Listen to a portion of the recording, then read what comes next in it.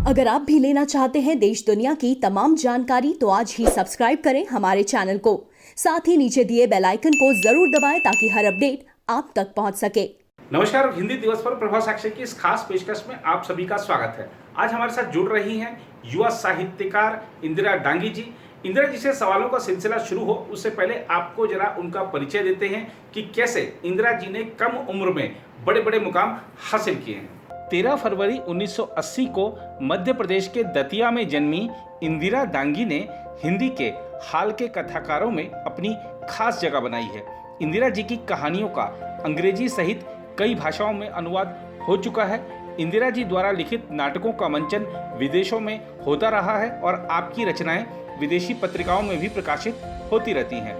इंदिरा जी को साहित्य अकादमी के युवा पुरस्कार के अलावा दर्जन भर प्रतिष्ठित पुरस्कारों से सम्मानित किया जा चुका है। इंदिरा जी द्वारा लिखित नाटक राई अमेरिका में काफी लोकप्रिय रहा। 150 प्रेमिकाएं इंदिरा जी का बेस्ट सेलर कहानी संग्रह है। राजकमल प्रकाशन द्वारा प्रकाशित इस पुस्तक के कई संस्करण सामने आ चुके हैं। इंदिरा जी की ओर से लिखी गई कई अन्य पुस्तकें भी लगातार चर्चा में रही हैं। इंदिरा जी, प्रभाव साक्ष्य के साथ जुड़ने पर आपका स्वागत है। आज हिंदी दिवस है। हिंदी दिवस की आपको बहुत बहुत शुभकामनाएं। और सबसे पहले सवाल भी हिंदी दिवस से ही, यह बताइए कि साल में एक ही दिन हिंदी के लिए क्यों?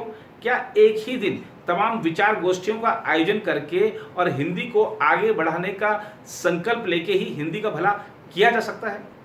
देखिए, अव्वल तो आपका प्रश्न बहुत ही सरलीकृत सा है कि साल में एक दिन हिंदी दिवस का उत्सव क्यों? तो उत्सव जो होते हैं, जो सेलिब्रेशन होते हैं, वो जीवन की मोनोटोनी को, एक रास्ता को तोड़ते हैं। अव्वल तो उनका ये महत्व होता है और दूसरी बात, वो सम्मान प्रदान करते हैं किसी अवसर को। जैसे दीपावली मनाते हैं भारतीय जनमानस या भारतीय संस्कृति को मानने वाला जनमानस जो विश्व के कोने कोने में फैला हुआ है। हम भगवान राम की, मर्यादा पुरुषोत्तम राम की सत्य की असत्य पर विजय के बाद उनके घर वापसी को सेलिब्रेट करते हैं। इसी तरह हिंदी दिवस है। हम हिंदी की घर वापसी को और ज्यादा सटीक शब्दों में आपसे कहूं तो हिंदी की अपने ही घर में जगह पाने के दिन को सेलिब्रेट करते हैं। 14 सितंबर 1949 को भारत की संविधान सभा ने हिंदी को भारत की राजभाषा घोषित किया। हिंदी जो देवनागरी लिपि में लिखी जाती है। और इसी के साथ ये भारत सरकार ने आग्रह किया कि हिंदी के प्रचार प्रसार के लिए हिंदी दिवस मनाया जाए। एक और बात मैं आपसे यहाँ जरूर कहना चाहूंगी, हिंदी की विडंबना की बात कहना चाहूंगी। हर देश में एक भाषा बोली जाती है, एक राष्ट्रभाषा बोली जाती है। यदि जर्मन जो लैंग्वेज है, जर्मनी में जो बोली जाती है, उसका आप पूरा इतिहास देखेंगे तो उसको आप प्राचीन जर्मन, मध्यकालीन जर्मन या आधुनिक जर्मन के तौर पर बांटेंगे। परंतु हमारे देश में बोली जाने वाली भाषा की ये विडंबना रही है कि हर काल के साथ, हर समय के साथ उसका नाम बदला है, उसका स्वरूप बदला है। वैदिक संस्कृत, लौकिक संस्कृत, पाली, प्राकृत, अपभ्रंश, अवहट्ट, पुरानी हिंदी और हो सकता है आगे जाकर आप कहने लगें कि इंग्लिश तो अलग है, हिंदी से अलग है। तो ये एक विडंबना इस लैंग्वेज के साथ जुड़ी रही है। और हिंदी ने एक बहुत ही लंबी लड़ाई लड़ी है अपने ही देश में अपनी जगह पाने के लिए। अदालतों के निर्णय अंग्रेजी में दिए जाते थे या फारसी में दिए जाते थे और वो सारा जनमानस जो हिंदी बोलता था वो अपनी ही भाषा में कोर्ट के आदेश की प्रतिलिपि प्राप्त करने में असमर्थ था। यदि हम इतिहास की इसकी बात करेंगे तो भारतेंदु से भी पहले राजा लक्ष्मण सिंह या राजा शिव प्रसाद, सितारे हिंद, बहुत सारी बातें इसके इतिहास पर की जा सकती हैं। पर बजाय इतिहास पर बात करने के मैं ये कहूँगी कि हिंदी, क्योंकि भारत में और भी भाषाएं हैं और सभी बहुत ही सम्माननीय भाषाएं हैं। असमिया है, कन्नड़ है और तेलुगु है, तमिल है, सभी भाषाएं। लेकिन हिंदी क्योंकि भारत की संपर्क भाषा है। भारत में आप कहीं भी जाइए, यदि आपको हिंदी बोलना आता है तो आपका काम चल जाएगा। यही किसी भी राष्ट्रभाषा की पहचान होती है कि उस पूरे राष्ट्र में उसको बोलने वालों को और उसको समझने वालों को सहूलियत हो, वहाँ उपलब्ध हो। तो ऐसी हिंदी के विजय दिवस भी ना कहें, अपना स्थान पाने की लड़ाई पूरी की थी हिंदी ने, और अपने ही घर में घर की बेटी ने जगह जैसे पाई हो, ऐसा ये दिवस है। तो इतनी सुंदर दिवस की आपको और मुझे और हम सभी को बहुत बहुत हार्दिक शुभकामनाएं। इंदिरा जी, आपसे दूसरा सवाल यह है कि क्या आजकल हिंदी में साहित्य सृजन कम हो रहा है, या वो ज़्यादा चर्चित नहीं हो पा रहा है, या फिर अंग्रेजी साहित्य की धमक ज़्यादा है इसीलिए वो चर्चा में भी है और लिखा भी ज़्यादा जा रहा है? देखिए, ऐसा तो नहीं है कि साहित्य सृजन कम हो रहा है। जैसा अन्य तमाम भाषाओं में साहित्य सृजन है, हिंदी क्योंकि विश्व में इतनी ज़्यादा पढ़ी लिखी जाने वाली भाषा है, इतने ज़्यादा पाठक हैं इसके, तो सृजन तो है इसमें। लेकिन जहाँ तक आपका सवाल ये है कि साहित्य जगत में अंग्रेजी के कंपैरिजन में अगर आप इसके साहित्य के बिकने की बात करें, चर्चित होने की बात करें, तो मैं कहूँगी कि भारत एक विकासशील देश है। महात्मा गांधी का एक प्रसंग मुझे याद आ रहा है, जिसमें महात्मा गांधी रेल से उतरते हैं और पानी पीने के लिए नदी में उतरते हैं। सामने देखते हैं कि उस छोर पर एक स्त्री एक ही वस्त्र पहने हुए है, वही साड़ी वो धो रही है और वही वह पहने हुए है। महात्मा गांधी ने अपना जो ओढ़े हुए थे चादर, वो पानी में बहा दी ताकि उस स्त्री के पास 2 वस्त्र हो जाए। ये तब की स्थिति थी। लेकिन हम आज की स्थिति बात करें, इतनी जनसंख्या है हमारे यहाँ और इतनी सीमित संसाधन है उनके मुकाबिल। देखिए, मैं भारत की ज्यादातर आबादी की बात कर रही हूँ, मैं उन मुट्ठी भर लोगों की बात नहीं कर रही हूँ जो धन कुबेर होते हैं, यद्यपि बुक्स तो वो भी नहीं खरीदते। तो जो ज्यादातर आबादी है हमारी, जो हमारे ज्यादातर पाठक हैं, उनकी क्रय शक्ति सीमित है। उन्हें अपने घर का राशन खरीदना है, उन्हें अपने बच्चों की स्कूल फीस देनी है, उन्हें घर बनाना है। तो किताबों के लिए आम लोगों के उसमें, आम हिंदुस्तानियों के उसमें, मेरे जैसे लोगों के उसमें, मेरे आसपास के लोगों के उसमें, आम लोगों के जीवन में, रोजमर्रा में, घर के महीने के हिसाब में किताबों के लिए बजट में जगह नहीं होती है। ये एक बहुत ही महत्वपूर्ण बात है। दूसरी बात ये है कि अगर हिंदी के लोग खरीदते हैं किताबें, पढ़ते भी हैं, लेकिन हिंदी की किताबें महंगी होती हैं बनिस्बत अंग्रेजी की किताबों की। आप पुस्तक मेलों में जाइए, हिंदी की किताबों के पेपर बैक संस्करण आपको 20 रुपए में नॉवेल मिल जाएगा, जबकि हिंदी में 350 रुपए में आपको नए लेखक की किताब मिलेगी। तो कोई भी पाठक जो 50 रुपए में क्लासिक खरीद लेता है, पुराने राइटर की बुक खरीद लेता है, वो नए लेखक की बुक को 350 रुपए में क्यों खरीदेगा? अव्वल तो उसके बजट से भी बाहर है और इतना दाम होना भी नहीं चाहिए। इसकी बहुत सारी वजहें हैं। प्रकाशकों के संसाधनों पर भी ये बात निर्भर करती है।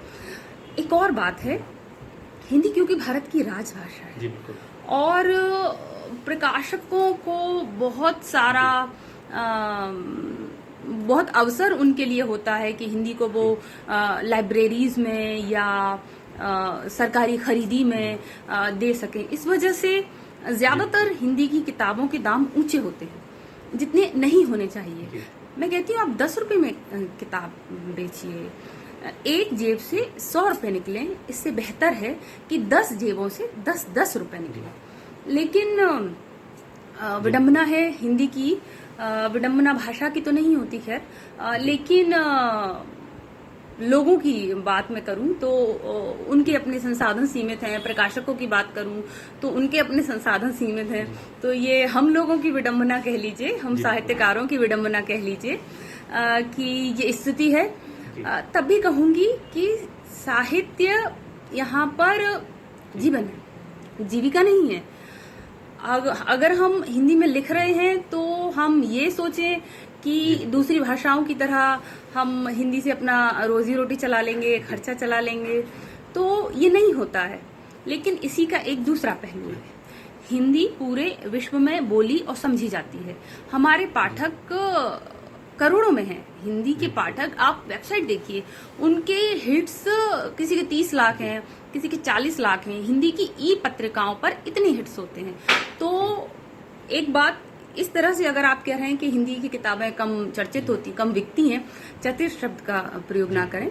चर्चित बहुत होती हैं कृतियां, बिकती कम हैं, क्योंकि उनके दाम ऊंचे रखे जाते हैं और उनके खरीदने वालों की अमूमन इतनी क्रय शक्ति नहीं होती उनकी जो असली पाठक है।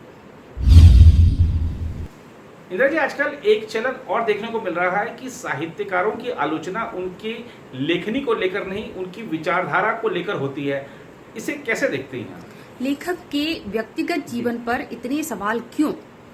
क्राफ्ट और पर्सन में अंतर होता है, लेकिन हिंदुस्तान में अमूमन हिंदी के पाठकों की बात करें, इवन मेन स्ट्रीम के जो आलोचक हैं, मैं उनको कहती हूँ शब्द तांत्रिक। उन शब्द तांत्रिकों की जरूर यहाँ बात करेंगे, आम पाठकों की बात करेंगे और भी उन सारे लोगों की बात करेंगे जो एकदम से ट्रोल करने लग जाते हैं किसी को भी सोशल मीडिया पर। तो मैं कहूंगी कि लेखक के व्यक्तिगत जीवन की बात इतनी ज्यादा बढ़ा चढ़ाकर क्यों? एक बड़ी फेमस सी बात है हिंदी में, यदि किसी लेखिका की आत्मकथा आती है तो लोग बजाय उसका जीवन संघर्ष देखने के उस आत्मकथा में उसके व्यक्तिगत जीवन को तलाशने लगते हैं, जिस पर कि वो बड़ी आसानी से कीचड़ उछाल सकें। ये एक बड़ी पुरानी सी प्रवृत्ति यहाँ रही है। अगर वर्तमान परिदृश्य की बात करूं तो हिंदी की मेन स्ट्रीम में एक उदाहरण मैं आपको देती हूँ। अभी कुछ समय पहले ऐसा हुआ था कि सोशल मीडिया पर एक महिला ने कवि नागार्जुन के बारे में मीटू के तहत, मीटू आंदोलन के तहत कुछ आरोप लगाए थे। देखिए, मैं इस विषय में कोई टिप्पणी नहीं कर रही, बिल्कुल भी नहीं कर रही हूँ, लेकिन मैं उन लोगों की बात कर रही हूँ जो एकदम से टूट पड़ते हैं सोशल मीडिया पर। बहुत बहुत सारे लोग, एक ट्रोलर लिखता है कि मैं नागार्जुन को नहीं जानता हूँ, मैंने नागार्जुन को नहीं पढ़ा है, लेकिन मैं ये कहना चाहता हूँ कि, तो मैं कहूंगी कि जब आपने नागार्जुन को पढ़ा नहीं है, जब आप नागार्जुन को जानते नहीं हैं, तो नागार्जुन के साहित्य पर निर्णय सुनाने का आपको क्या अधिकार है? आप व्यक्ति नागार्जुन की बात कर रहे हैं या आप साहित्यकार नागार्जुन की बात कर रहे हैं? आप व्यक्ति को फांसी पर लटका रहे हैं या उसकी किताब को फांसी पर लटका रहे हैं? और जज बनने का, निर्णय देने का ये जो मीडिया ट्रायल इधर होने लगा है, जिसमें आप क्राफ्ट को छोड़कर व्यक्ति के पीछे पड़ जाते हैं, हिंदी में तो ये बहुत ज्यादा इधर होता है। हमारी एक और उदाहरण आपको बताऊंगी। हमारी एक बहुत ही आदरणीय और जिनके हम बच्चे हैं, जिनके बाद हम आए, जिनको देखकर हमने लिखना सीखा, लेखिका है, वरिष्ठ लेखिका है चित्रा मुदगल मैम हमारी। एक बार उन्होंने अपना राजनीतिक रुझान प्रकट किया कि वो किसी के कार्य की प्रशंसा कर दी, किसी राजनीतिक व्यक्तित्व की, या अपनी दिलचस्पी जाहिर कर दी राजनीति में, किसको पसंद करती हैं। लोकतंत्र में सभी को अधिकार है, लेकिन उसके बाद उनको ट्रोल किया गया। वरिष्ठ लोगों ने उनके खिलाफ लिखा। तो मैं ये कहना चाहूंगी, अपने मेन स्ट्रीम के शब्द तांत्रिकों से कहना चाहूंगी, अपने आम पाठकों को ये बात बताना चाहूंगी उनके बारे में कि यदि व्यक्तिगत जीवन में मैं पूजा करती हूँ या मैं सिंदूर लगाती हूँ, तो मेरे पूजा करने से, मेरे सिंदूर लगाने से आप मेरे साहित्य का आकलन कैसे कर सकते हैं? आप मेरा साहित्य तो तब जानेंगे ना जब आप मेरे साहित्य की से परिचित होंगे, आप मेरी कोई किताब पढ़ेंगे। लेकिन सिर्फ इस बात से कि मैं किस ईश्वर में आस्था रखती हूँ या अनास्था रखती हूँ, इससे आप ये तय करेंगे कि मैं लेखिका हूँ या मैं अलेखिका हूँ। तो ये बहुत ही गलत बात है। और हमारी मुख्य धारा साहित्य की इससे बहुत लंबे समय से पीड़ित रही है। जब तक हम भारतीय संस्कृति के लिए भला बुरा ना कह दें, एक बहुत ही प्रभावी विचारधारा वहाँ है। जब तक आप अपनी ही संस्कृति के लिए कुछ बुरा ना बोलें, आप प्रोग्रेसिव नहीं साबित होते उनकी दृष्टि में। वो आपको तमगा नहीं देंगे प्रोग्रेसिव होने का। आप अपने लेखन में कुछ भी रहिए, आपको अपनी व्यक्तिगत आस्था भी ये दिखानी पड़ेगी उनके साथ। जो आप नहीं दिखाएंगे उनको, जो आप ये नहीं साबित करेंगे कि आप संस्कृति को गाली दे रहे हैं या संस्कृति की बुराई कर रहे हैं, तो वो आपको बौद्धिक ही नहीं मानेंगे। सारे के सारे निर्णयकर्ता की तरह यहाँ बर्ताव करने लगते हैं। तो मैं सिर्फ ये कहना चाहूंगी, विखंडनवाद भी यही कहता है, रचना की बात कीजिए, रचनाकार की बात मत कीजिए। ये बहुत आलोचना का ये बहुत ही पुराना टूल है, जिसमें हम परिवेश के लेखक पर जो प्रभाव पड़े उसके बाद लेखक ने जो लिखा उसकी बात करते थे। मेरा निवेदन भी है और ये हिंदी के लेखकों की एक व्यथा भी है जो मैं आपसे बांट रही हूँ कि यहाँ पर खास करके लेखिकाओं के साथ ये होता है कि जब कहानी वो लिखती हैं तो उनकी कहानी के पात्रों में लोग सबसे पहले उनको आरोपित कर देते हैं, वो उसमें हों या ना हों, वो उनको आरोपित कर देते हैं कि ये इसके व्यक्तिगत जीवन की कहानी है। तो मेरा बड़ा निवेदन है इस बात के लिए उन खास विचारधारा वालों से भी और उन सभी लोगों से जो निर्णय देने लगते हैं, जो जज बन जाते हैं हमारे लिए, कि आप साहित्य को पढ़कर साहित्य पर निर्णय लीजिए, साहित्य को पढ़कर व्यक्ति पर निर्णय नहीं लीजिए। इंदिरा जी, हमारे यहाँ सरकारी कामकाज में जिस हिंदी भाषा का उपयोग किया जाता है वो बहुत क्लिष्ट है। आप देखिए कि कई बार कुछ शब्दों का लोग अर्थ ढूंढते रह जाते हैं। इस समस्या को कैसे दूर किया जा सकता है? सरकारी कामकाज की जो हिंदी है उसका एक विषय होता है यूनिवर्सिटीज में, विश्वविद्यालय की पढ़ाई में प्रयोजन मूलक हिंदी उसको कहते हैं, और विश्वविद्यालय में उसको पढ़ाया जाता है, विद्यार्थियों को सिखाया जाता है कि उसकी शब्दावली क्या है, वाणिज्यिक शब्दावली, तकनीकी शब्दावली। शब्दावली आयोग जो है, हिंदी में बहुत काम हुआ है स्वतंत्रता के बाद, और हिंदी को विश्व भाषा बनाने के लिए बहुत सारे नए शब्द रचे गए या बाहर से जो शब्द आए उनका अनुकूलन किया गया। इस संदर्भ में मैं ये कहूंगी कि सर्वप्रथम तो ये आरोप मुझे बहुत सही नहीं लगता। एकदम से पूरी तरह से आप ये नहीं कह सकते कि हिंदी के शब्द कठिन लगते हैं। किसी भी भाषा को आप सीखते हैं, अंग्रेजी का कठिन से कठिन शब्द आप सीखते हैं, तब हिंदी के शब्द सीखने में क्या आपको परेशानी है? आप हिंदी पर इतना सरलीकृत सा आरोप लगा देते हैं कि वो कठिन है, उसके अर्थ हम ढूंढते रह जाते हैं, जबकि अंग्रेजी के तो कठिन से कठिन शब्द को आप याद करते हैं। तो मैं यही कहूंगी कि बहुत काम हुआ है, शब्दावली आयोगों ने बहुत काम किया है, वर्तनी पर बहुत काम हुआ है। पहले जैसे खा लिखा जाता था, अब देखिए उसका स्वरूप बदल गया है, या कि जैसे विद्यालय लिखा जाता था, अब उसको लिखने में वर्तनी थोड़ी सी अलग हो गई है। दूसरी एक बहुत अच्छी बात हुई है, वो ये है कि हमने शब्दों का अनुकूलन किया है। हिंदी विश्व भाषा बनने की ओर अग्रसर है, तो वो सिर्फ इसलिए है और इतनी सफलता जो उसने पाई है कि बहुत सारे शब्दों का हमने अनुकूलन किया है। हम रेस्टोरेंट को अगर रेस्तरां कहते हैं तो ये उसका अनुकूलन है उस शब्द का, या हम एकेडमी को अकादमी कहते हैं तो भी ये उस शब्द का अनुकूलन है। और मैं कहूंगी कि एक because Hindi is the youngest language of India, यद्यपि उसकी परंपरा 5000 वर्ष पुरानी है, उसकी गंगोत्री वैदिक संस्कृत है, लेकिन क्योंकि आज जो हिंदी बोली जा रही है उसकी जो शब्दावली है वो अपनी विश्व यात्रा में, विश्व में अगर आपको हिंदी आती है तो बहुत सारे रोजगार के अवसर है, न सिर्फ भारत में बल्कि भारत के बाहर भी बहुत सारे अवसर हैं। तो अपनी इस यात्रा में हिंदी ने बहुत प्रोग्रेस की है। तो आप उसे एक ऐसी लैंग्वेज के सामने रख रहे हैं जिसके मुकाबिल वो यंग है या वो अभी प्रोग्रेस कर रही है। तो मैं कहूंगी कि दोनों में आप तुलना मत कीजिए। हिंदी बहुत सुंदर भाषा है और प्रयोजन मूलक हिंदी के तहत विद्यार्थियों को सिखाया जाता है, पढ़ाया जाता है, और जो उनके जॉब में, जो उनके रोजगार में बहुत ही उपयोगी साबित हुआ है और होता है।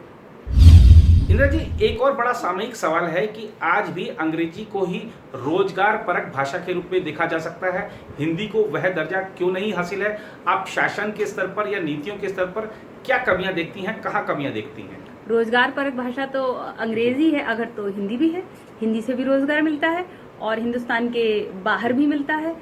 विश्व के कितने ही देशों में देखिए कि लोग हिंदी भाषी होने के कारण रोजगार पा रहे हैं। अपने ही देश की बात कीजिए, भारत की ही बात कीजिए, दक्षिण भारतीय हमारे जो साथी हैं वो हिंदी सीखते हैं और रोजगार की इतनी अच्छी संभावनाएं, इतनी उज्जवल संभावनाएं उन्हें प्राप्त होती हैं। एक और बात मैं कहना चाहूंगी, इतनी सुंदर हिंदी वो सीखते हैं बनस्बत उनके जिनकी मातृभाषा हिंदी है। वो जो हिंदी को रोजगार के लिए सीखते हैं, उनका उच्चारण अगर हम गौरव बोलते हैं तो वो उसको गौरव बोलते हैं। कहने का आशय है वो इतनी करेक्ट हिंदी बोलते हैं क्योंकि वो उन्होंने रोजगार के लिए सीखी है, वो उन्होंने बुक से सीखी है। जबकि जो हिंदी भाषी हैं वो क्योंकि उनकी मातृभाषा होती है और बोली का भी असर होता है, तो उनकी हिंदी बनिस्बत उनके जो सीख कर आते हैं, बिल्कुल ये वैसी बात है जैसे हिंदुस्तानी जो अंग्रेजी सीख कर बाहर जाते हैं जॉब के लिए, रोजगार के लिए, उनकी अंग्रेजी कहीं ज्यादा करेक्ट होती है, उनकी ग्रामर कहीं ज्यादा करेक्ट होती है बनिस्बत उन लोगों के जिनकी मातृभाषा अंग्रेजी है। तो मैं तो कहूंगी कि इतनी बड़ी भाषा हिंदी विश्व की अपनी विकास की यात्रा में किस देश में नहीं पहुंची है, मुझे ये बताइए। हिंदी भाषी किस देश में नहीं है। रोजगार की इतने व्यापक, इतने विपुल अवसर हैं। तो मैं तो कहूंगी कि आप अपना प्रश्न बदलिए और अंग्रेजी से हिंदी की तुलना के दिन बहुत पुराने हुए। अब तो हिंदी बहुत प्रोग्रेसिव है और उसको किसी भी दूसरी लैंग्वेज से, सभी लैंग्वेजेस प्रोग्रेसिव होती हैं। भाषा एक बहती हुई नदी होती है और जब नदी का विकास रुक जाता है तो जैसे नदी मर जाती है ऐसे भाषा मर जाती है।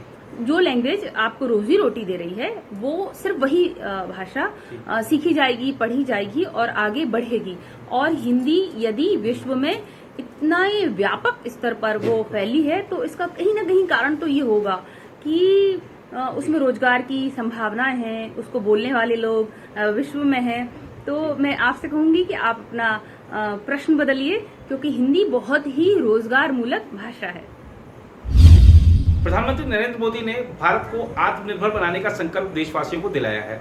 आज हिंदी दिवस पर आपसे प्रश्न यह है कि भारत को आत्मनिर्भर बनाने में हिंदी की क्या भूमिका हो सकती है? भाषा एक माध्यम है जो आपको दूसरों तक अपनी बात पहुंचाने का जरिया होता है।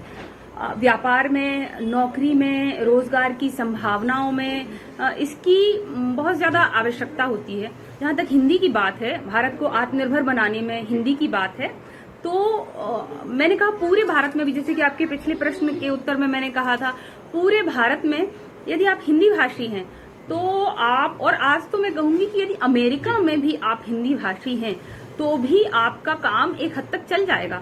इतने ज्यादा लोग, हमारे इतने सारे लोग इंग्लैंड में, अमेरिका में, दूसरी कंट्रीज में, कनाडा में हैं। तो यदि हम अपने देश को आत्मनिर्भर बनाने की बात करें तो लैंग्वेज सिर्फ एक माध्यम है जिसकी एक हद तक उपयोगिता है। असली चीज होती है यदि रोजगार है तो आप जो बेचना चाह रहे हैं उसकी क्वालिटी क्या होती है। यदि आपकी नौकरी है, जॉब है, तो आपकी जो प्रतिभा है वो असली चीज है। और भाषा एक माध्यम है, बहुत ही सरल सी बात होती है, कोई भी सीख लेता है। वो लोग जिन्हें हिंदी में रोजगार मिलता है वो हिंदी सीख लेते हैं, जिन्हें अंग्रेजी में रोजगार मिलता है तो वो अंग्रेजी सीख लेते हैं। तो मुझे लगता है कि भारत में जबकि हिंदी यहाँ की संपर्क भाषा है, राष्ट्रभाषा है, राजभाषा है, हिंदी में ही मैक्सिमम काम यहाँ का, अधिकांश काम यहाँ का लोग करते हैं और बहुत सफल हैं वो लोग। हिंदी भाषी बहुत सफल हैं, न कि भारत में बल्कि विश्व में। भारतीयों की प्रतिभा को विश्व में पहुंचाने और उनकी तरक्की में हिंदी का एक सहयोग रहा है, बिल्कुल वैसे जैसे किसी भी भाषा भाषी की तरक्की में उसकी भाषा का होता है। जी बिल्कुल। इंदिरा जी, आपसे अगला सवाल यह है कि हमारे देश में भाषा को लेकर अक्सर विवाद होते रहते हैं। हाल ही में कुछ दक्षिण भारतीय नेताओं ने यह कह दिया कि राष्ट्रीय राजनीति में हिंदी भाषा जानने वाले नेताओं को ही ज़्यादा अवसर मिलते हैं, ज़्यादा मौके मिलते हैं, दक्षिण के नेताओं से भेदभाव होता है। इसे कैसे देखती हैं? ये तो ऐसा प्रश्न हो गया कि फ्रांस में अपना राजनीतिक करियर बनाने के लिए फ्रेंच आने की अनिवार्यता क्यों, या रशिया में अपना करियर बनाने के लिए रूसी बोलने की अनिवार्यता क्यों? राजनीति सभी को साथ लेकर चलने का क्षेत्र है। आप जिनसे मत चाहते हैं, आप जिनके जनप्रतिनिधि बनना चाहते हैं, उनकी भाषा को बोलना सीखने से इतना परहेज क्यों? कोई भी व्यक्ति जो यदि केरल में अपना करियर बनाना चाहेगा तो उसे केरल के लोगों की स्थानीय भाषा सीखनी पड़ेगी।